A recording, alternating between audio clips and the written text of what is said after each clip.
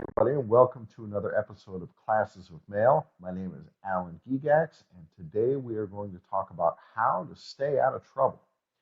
So, this isn't really a detail oriented podcast about some aspect of the mail. This is more about your job in general.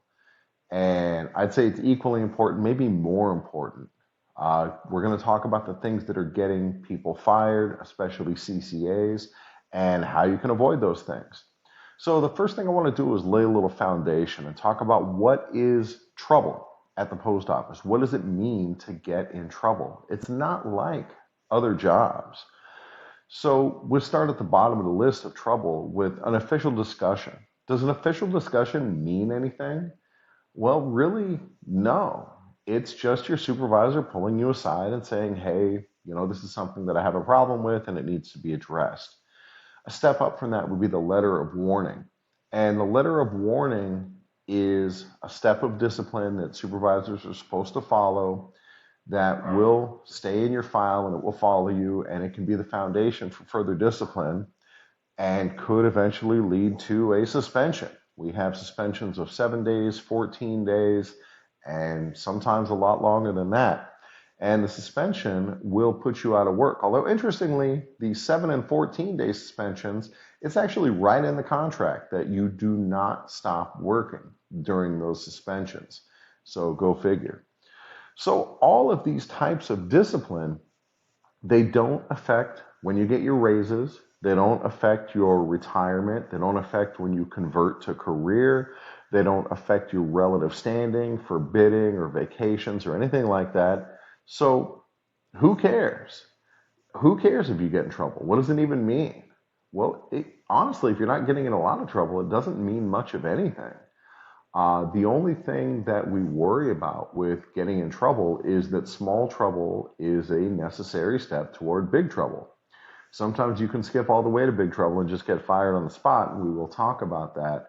But these other lesser things, the letter of warning and the suspension, yeah, they don't feel like much when they're happening to you, and maybe they wind up not mattering at all, but they can lead to bigger problems. And so that's why we're going to talk about them today. So with the foundation laid out, let me tell you a quote that I heard in one of our union steward meetings not too long ago. A steward stood up. We were talking about safety rules and stuff like we're going to talk about today. And she says, management doesn't care about the rules. They only want to catch and fire the ones they don't like. And man, that is so true. I'm fortunate to be on the good side of my management team. And they have come out and done spot safety inspections on me and have been pretty lenient. I'll tell you one thing, I wear my earbuds all the time. Don't tell my supervisor, but I do. I wear them all the time, and I'm willing to take the hit in discipline when that comes. But the supervisor came out, saw my earbuds in, and said, hey, you're not supposed to wear those. Oh, yeah, thanks. And I took them out, and then as soon as they walk away, I just put them back in. So they have a choice for how much they want to discipline. And, we're not really going to talk about it in the rest of the episode. So I'll tell you here, being friendly with your supervisor really does help. I'm not saying you have to suck up to them, and maybe they're assholes. I don't know. But treating them like human beings can go a long way toward them deciding in your favor whether or not they even want to issue discipline. If they can just talk to you like a person, maybe they don't have to issue discipline. So that's a preventive measure right off the top, is to just try to have an actual human relationship with them. I know sometimes it's not possible, but if you can, it couldn't hurt. All right, so whether you can have those relationships in your station or not, the goal here is to make yourself discipline proof. You want to make yourself immune to bad management, and you can do that by doing the job the right way. We have another podcast devoted completely to that, so feel free to give that one a listen. In this one, what we're going to talk about is what gets carriers in trouble. So the first thing that gets carriers in trouble, and you see this all the time, is unauthorized overtime. Now, make no mistake, overtime is okay. Even penalty overtime is okay. That is not in and of itself going to get you in trouble if it's management approved. If they tell you, yes, you can go into overtime, and you go into overtime, nothing bad happens. They can be sore at you all they want, but they approve that overtime. Where we get into trouble is with unauthorized overtime, and that can be and is disciplined, even down to a few clicks. I saw on a postal Facebook group somebody got disciplined for like 2 clicks or 3 clicks of unauthorized overtime. So, what makes it unauthorized? Well, it's really straightforward. Did your supervisor authorize it? And the way they do that typically is with the Form 3996, the Carrier Auxiliary Control Form. So in the morning, when you realize you're going to need overtime, you fill out your 3996, you turn it into the supervisor, and they sign off that yes, this overtime is approved. And then you work that overtime, you're good to go. Again, overtime itself does not lead to discipline. But if you go into overtime and you don't have a 3996 that goes with it, then that is unauthorized overtime and you can be disciplined. So that's the most straightforward case. But what happens if you're out on the street and you realize things are going wrong? Maybe you had road construction out there and so it's slowing you down, or you had a breakfast burrito from the taco shop and now you're taking extra comfort stops. Whatever it is that's slowing you down, your obligation at that point becomes to report to management that you're now going to need overtime. Avoiding overtime altogether is unrealistic. It's not going to happen. You're going to need overtime from time to time. So as long as you tell management, hey, I'm going to need this overtime, you put the onus on them to either approve or deny that overtime. Your obligation is not to get everything done in 8 hours, or to get your handoff done in a certain amount of time, or your pivot, or your auxiliary assistance, whatever they call it where you work. Your obligation is to report to management the time that you're going to use. So as soon as you realize you're going to need overtime, you have to make that phone call, or better yet, send that text message through the scanner to let them know that, hey, my day has changed, and now it looks like I'm going to go into overtime. And once you do that, it is no longer your problem. It becomes their problem. Your obligation is to report. You have zero obligation to work faster, to skip breaks, to cut corners.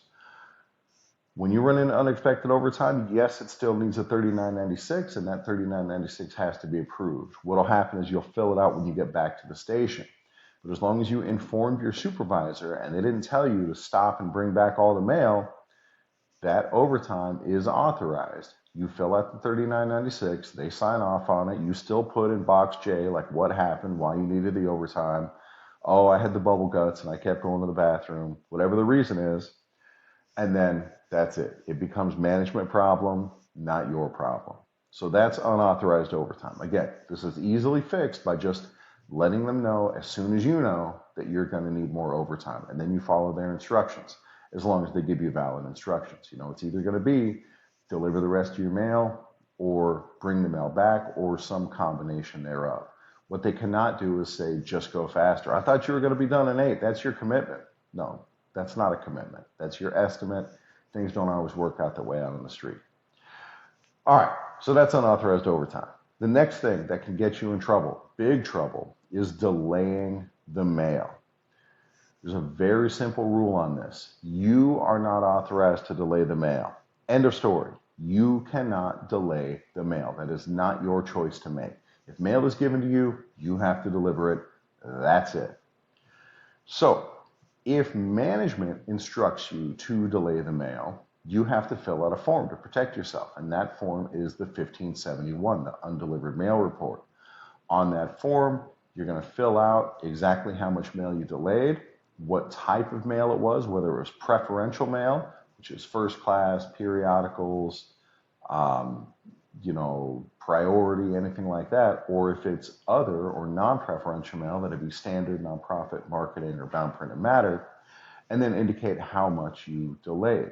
You're supposed to estimate a piece count of how many pieces you left behind, but at where I work, we just measure it by the linear foot. However they do it at your station, that's fine. The important thing is, down at the bottom, it asks for an explanation for why that mail was delayed. And the best explanation is, I was instructed to delay this mail by management. That way it's on them. And you sign off on it, management signs off on it, and that's it. You are now covered. Management instructed you to delay that mail. So if you curtail your ads, You can't be making that decision on your own. You have to call your supervisor. Hey, this is what's going on. I have this many ads left. Can I go ahead and not deliver the rest of my ads? And they have to say yes. If you bring back mail undelivered, it's on you, and that's a pretty serious offense at the post office. So again, do that 1571, make sure management signs off on it, and then you're covered. That's what those forms are for. And management knows they're supposed to fill those out anytime that mail gets delayed. Now, we're not talking about a single piece here. If you try to deliver a letter up to a house and there's a dog, so you can't get to the door, you write dog on that piece, you bring it back. It's not a big deal. What we're talking about is like cutting off a whole street or not delivering a whole category of your mail or something like that. I went to an apartment complex, and by the time I got there, the office was closed, and that's where the mailboxes are, so I couldn't deliver the whole apartment complex. I had to call my supervisor, explain what happened, and he said, well, I guess you got to bring the mail back. So I did. When I got back, I filled out that 1571 and had my supervisor sign it. All right, that's delay of mail. Next is time-wasting practices. This isn't generally the kind of thing that's going to get you fired, but it will get you on the naughty list, and it'll get you in management's focus, and that is not a place you want to be. So one of the big ones that management harps on because they see you in the office is if you're chit-chatting, you're just talking instead of casing. Now, you're allowed to talk, and if management tries to tell you that you can't talk, you go to your union steward. You are definitely allowed to talk. It says you're supposed to be quiet, but not silent. So while you're talking, you're also supposed to be working. So that's the big one right there. It's just excess talking. You go out of your case to go talk to somebody else, yeah, that might be a problem. It varies a little bit from station to station, but that is considered a time-wasting practice if it's interfering with your work. Next one that management really cares about is doing street work on office time. For example, your DPS is only supposed to be handled when you're out on the street. And your parcels, your big parcels, you're not supposed to pull those out of the hamper, mark them, stuff like that, until you're out on the street. There's an argument to be made that the M41 allows us to mark our parcels in the station because we're supposed to be able to flip a letter that we've cased in order to remind ourselves there's a parcel there. But generally, your supervisors are going to be very strict on that they want you to handle those parcels only on street time. So if you want to have that fight, you can have that fight, but I'm telling you, this is something that management considers to be a time-wasting practice. Another time-wasting practice is casing mail that is in walk sequence sort. It says ECRWSS on the mail. It's printed on the mail, and it's something essentially what we call a coverage here. It's something that goes to every single house. So you're not supposed to case that. The purpose of casing is to get your mail into delivery order. And those coverages are already in perfect delivery order, so there's no reason to case them.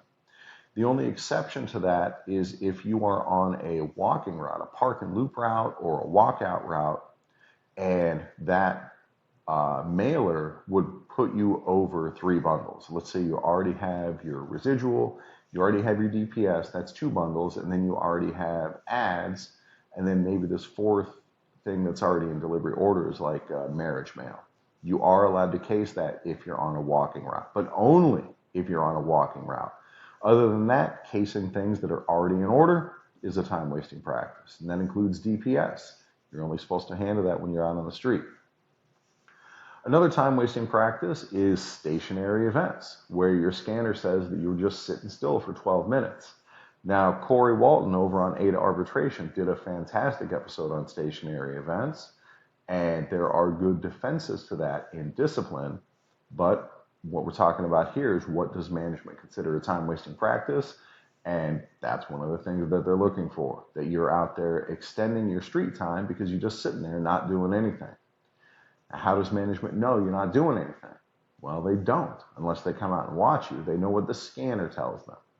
So how does the scanner know you're not doing anything? The scanner doesn't know. The scanner just uses a GPS and looks at how much it moved around. But again, I'm here to tell you this is something that management is looking at. So if you want to stay off their radar, be careful with how often you just sit still. There is no set speed for street delivery. The scanner isn't going to say like you're walking too slow, you're driving too slow, or anything like that. And there is no practical limit on comfort stops. When you have to go to the bathroom, you go, and there's no limit. Management can't tell you not to go. The union will always say that it takes what it takes to get out there and deliver the mail. And that's true as long as you're not engaging in time-wasting practices. All right, the next thing that'll get you fired is destruction of mail. So that means that we have mail that was deliverable as addressed, or it was deliverable as a forward or return to sender, and that mail winds up being destroyed. That, heaven forbid, none of you all better ever do this. Take that mail and you just throw it in the trash. You know, there are videos of that, of carriers taking like a whole tray of letters and just dumping them in the trash. Oh my God. Yeah, obviously that's the kind of thing that's going to get you subject to discipline. That is going to get you in big time trouble, and it should. But there are things that are more minor that you still have to be very careful of. And one of those is UBUM, the undeliverable bulk business mail. You can't just put anything in there that you don't feel like delivering. Number one, it has to be one of those 4 classes of mail that can go into the UBUM: standard, nonprofit, marketing, or bound, print, and matter. And it has to not have an ancillary service endorsement, that return service, electronic service, forwarding service, requested, whatever it is. So you need to check that before it goes into the UBUM. And I have a whole episode devoted to just that. What can go into the UBUM and what can't. So if you take preferential mail and put it into the UBUM, that is the destruction of good mail, and that is a significant offense. Likewise, anything that goes into the UBUM has to be legitimately undeliverable. It can't just be that you didn't feel like delivering it. There has to be a real reason. Essentially, it means you have to be able to put one of those carrier endorsements on it. Attempted not known, vacant, no such number, something like that. You don't actually have to endorse your UBUM, but you do need a reason. You can't just throw stuff in there. I saw a carrier at my station just last week took an entire bundle of our weekly ads and just dropped them right into the UBUM hamper. I'm like, dude, what are you doing? So I got a handoff, and this was part of my handoff, and these ads aren't for me. Well, okay, that's fine that they weren't for you, but that doesn't mean that they're UBUM. That stuff is still deliverable. And man, carriers get fired over that. It's madness. Don't put anything in the UBUM unless it's actually undeliverable. Next thing that gets carriers disciplined is scanning, or more accurately, failure to scan. Guys, there's only 3 scan points anymore for our MSP scans. There's the depart to route, return to office, and the hot case. That's it. You know, those 13, 15 street scans, whatever we used to have, those are all gone. You only have to remember 3 now. It's not that big of an ask. So hit those 3 scans when you are delivering the mail. I mean, it's really basic. I don't know what else to tell you about that. If you can't manage those 3 scans, maybe this ain't the job for you. All right. And then the other thing you have to scan is your parcels or your flats with delivery confirmation. Anything that has a delivery confirmation barcode on it, you have to scan it. If it was assigned to you that day, it will need what we call a stop the clock scan. That it was either delivered, it was attempted, or it was returned to sender or forwarded. That's our stop the clock scan. And carriers absolutely get in trouble for failing to scan items that we wind up knowing that they were delivered, or the supervisor knows you had that item today because you scanned it as part of your load truck. So you definitely had it, and then what happened to it? I was sitting in on a discipline not too long ago where the carrier scanned it as load truck in the morning, and then they didn't deliver it, and then they scanned it as load truck again the next day and marked it as delivered. So clearly they brought that parcel back to the station without giving it a valid scan on that first day. So any of that stuff has to be scanned. And then on top of that, if it needs a signature, you better get that signature. It's very straightforward again. And you know, you see this with certified letters. Carriers all over the country are delivering certified letters without getting a signature. Guys, that's the whole point of certified mail, is we deliver it, the recipient signs for it, and that's proof that we actually delivered it to that person or to someone at that address, is that signature. You can't just put that stuff in the mailbox. You will get disciplined for that. The service that the mailer is paying for is to get that scan and to get that signature. So you better be giving it to them. Next thing that will get carriers in trouble is attendance. So you are required to be regular in attendance. But what does that mean?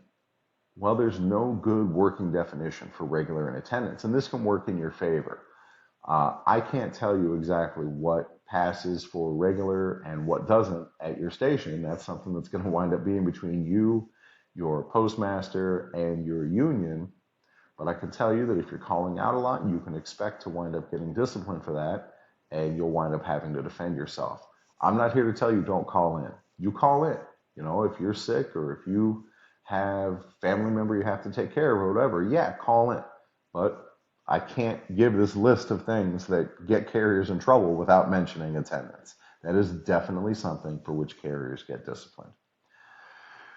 All right, next is safety and security violations. And this is actually my last topic.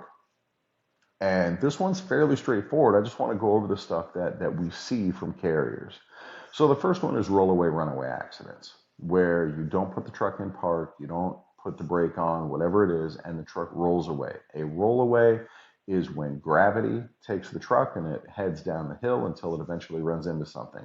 A runaway is when the engine is on and the truck drives away under power.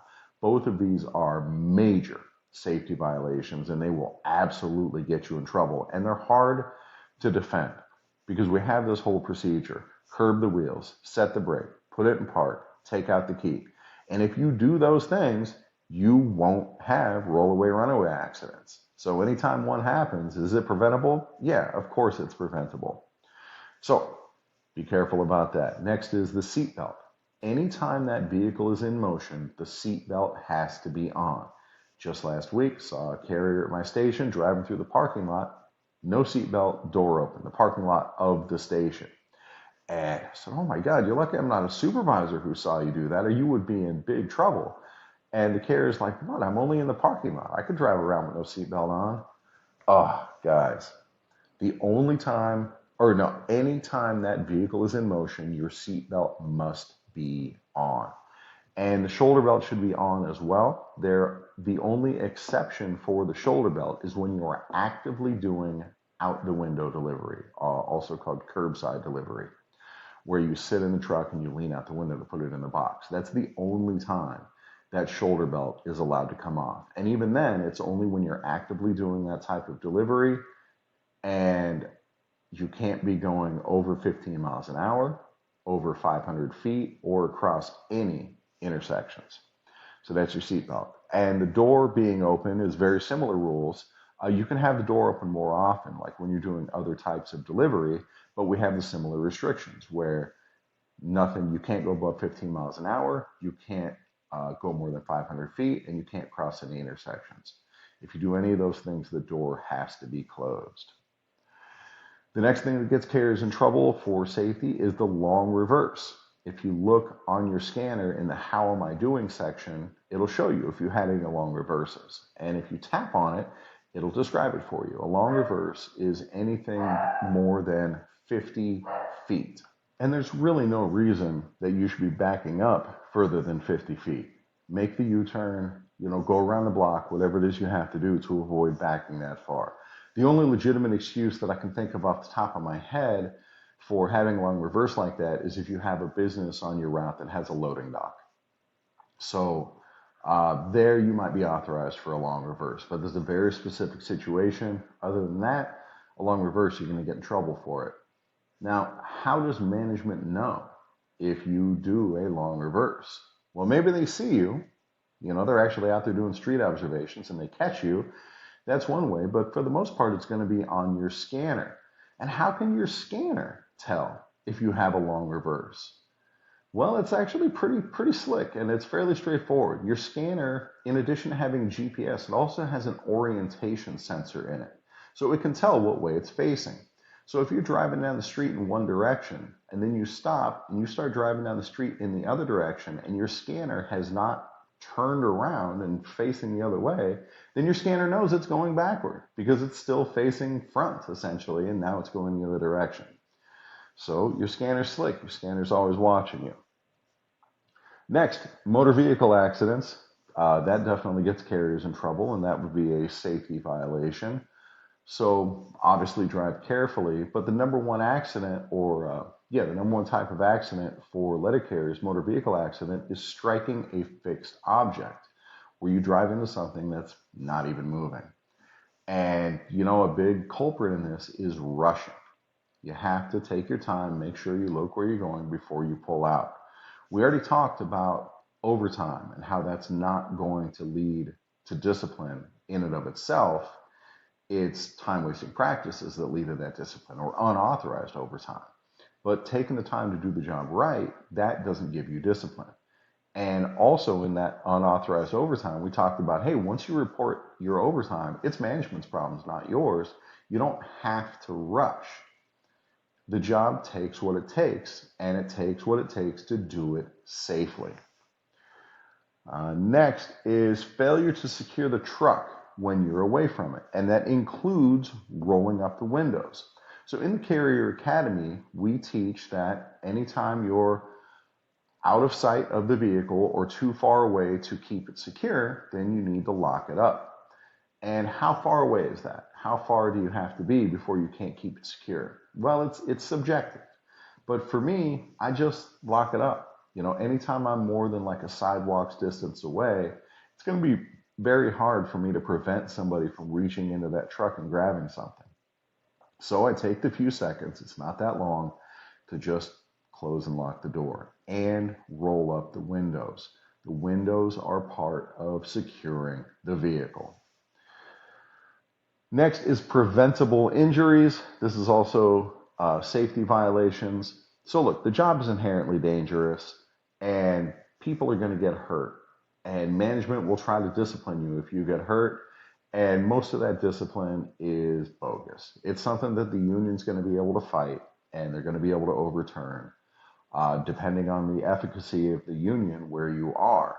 But this is yet another reason to make sure that you're doing the job safely, to be careful out there and to take your time to do things right. All right, so those are the big things that get carriers in trouble. So let me give you a couple of key takeaways before we get out of here. The first one is you have to develop good habits. Things like curving your wheels, that comes with time, just doing it that way every single time. Every time you're going to park that truck, no matter where it is, you're going to curb the wheels, set the brake, put it in park, take out the key. I've got it down to it's just a straightforward motion. I reach out with my right hand, grab that brake, then it goes up to the park lever, then it comes to the key, turns it off, pulls the key out, and the whole time my left hand is taking off my seatbelt, and it's all this one straightforward motion. Habits like that are going to serve you in the long term. It takes time to build those habits. In fact, all these things take time. They take time in two senses. They take time to develop. They take time to learn. This is sort of a long-term project, turning yourself into a carrier who is discipline-proof. But they also take time in the sense that they add time to your day. With locking the truck, I've timed CCAs who I'm training. I sit in the jump seat in the back of the LOV, and they're doing, up to the door delivery, so they got to lock the truck up. And it adds like 6 seconds total to their delivery time to close the door, lock the truck, and then when they get back to unlock it and open it back up. Adds a few more seconds if you have to keep rolling the window back up. Honestly, I'm so lazy, I don't even roll my window down anymore because I'm too lazy to keep rolling it back up. So I forget it. I'll just be hot. I'll just use the fan. But whatever you're doing, you have to take the time to secure the vehicle. And yes, it does take time. But going 10 minutes, 15 minutes over on your route, that's not what's going to get you disciplined as long as you're reporting it. What's going to get you disciplined is leaving your truck open, having a rollaway, stuff like that. Time itself is not what gets you disciplined. It's the things around it that get you disciplined. And then the last thing, didn't really touch on this in the episode, but do not argue with management.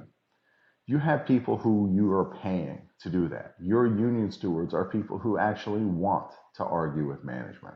Let them do that. You're not going to get anywhere arguing with management on the workroom floor. All you're going to do is get yourself in trouble, create more bad feelings. And when we create bad feelings, it takes us back to that quote right in the beginning of the episode that, let me pull it back up here. Management doesn't care about the rules. They only want to catch and fire the ones they don't like. Well, you start yelling at them out on the workroom floor, boom, now you're somebody they don't like. So that's what you need to do to stay out of trouble. There's more to it than that. It's a good idea to talk to your union stewards. Hey, what are people getting in trouble for here? What's the flavor of the month from management? Maybe it's office time right now. Maybe it's scanning right now. Keep up on that stuff and watch yourself the way you work. Do a good job, do the job by the book, and you're going to be fine. And it can actually be a low stress, chill job. And that's what I want for you. All right, take care. I'll see you next time.